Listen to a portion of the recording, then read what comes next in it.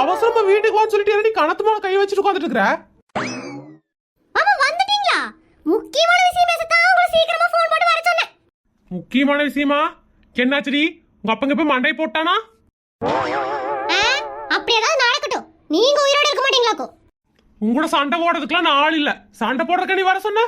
ஐயோ எனக்கு கொஞ்சம் பேச விடுறீங்களா? வந்ததுல இருந்து பேசிட்டே இருக்கீங்க. சரி சொல்லுடி. ஏடுங்க மாமா, காலையில நம்ம பிள்ளைங்ககிட்ட என்ன படிக்க போறேன்னு கேட்டுட்டு இருந்தீங்கல்ல, என்ன சொன்னானுங்க? ஒருத்தன் கலெக்டர் ஆகணும்னா ஒருத்தன் டாக்டர் ஆகணும்னா ஏண்டி என்னாச்சு? மாமா, டாக்டர் கலெக்டர்லாம் படிக்கிறதுக்கு நிறைய செலவாகும்ல? ஆமா செலவாகும். ஏன் உங்க அப்பங்கிட்ட இது எதுவும் வாங்கி தர போறியா? ஆமா, எங்க அப்பா கிட்ட இருந்து புடுங்கறதே இருக்கு மாமா. நீங்க சொல்றது கொஞ்சம் கேளுங்களேன்.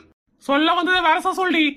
அட இல்லைங்க மாமா, இப்பலாம் அரிசி பருப்பு தக்காளி விலையெல்லாம் ஜாஸ்தியா இருக்குதுல்ல. பேசாட்ல நம்ம பிள்ளைங்க விவசாயம் பார்க்க விட்டா எப்படி இருக்கும்? நல்லா சம்பாதிக்கவும் செய்வானுங்க. எதிர்காலத்துல அதுக்கு தான் மாமா அதிகமான வாய்ப்பே. சின்னமு பார்த்தா திடீர்னு என்னென்னமோ மாதிரியெல்லாம் யோசிக்கிற. ஆனா அறிவாளித்தனமா தண்டி யோசிச்சிருக்க. ஐயோ மாமா, பிள்ளைங்கள காசை கொட்டி அந்த ஸ்கூல் இந்த ஸ்கூல்ல சேர்க்கறது விட்டு போட்டு பேசாட்ல எங்க ஐயா வீட்டுக்கு அனுப்பி வைப்போம். விவசாயத்தை கத்துட்டு வருவானுங்க.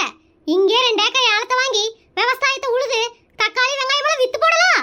கை நிறைய காசும் பார்க்கலாம். வீட்டுக்கு தக்காளி வெங்காயம் வாங்க வேண்டிய பிரச்சனையும் இருக்காது. எங்க சென்னையில 2 ஏக்கர் நிலம். இப்பதான் கொஞ்சம் அறிவாளித்தனமா யோசிக்கிறேன்னு நினைச்ச. ஆனா நீ முட்டாளுன்னு அப்பப்ப நிரூபிச்சிடுறிய.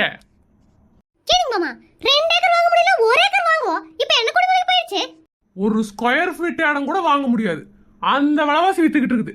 அறிவு கிட்டவளே, அறிவு உனக்கு இருக்கா இல்லையா?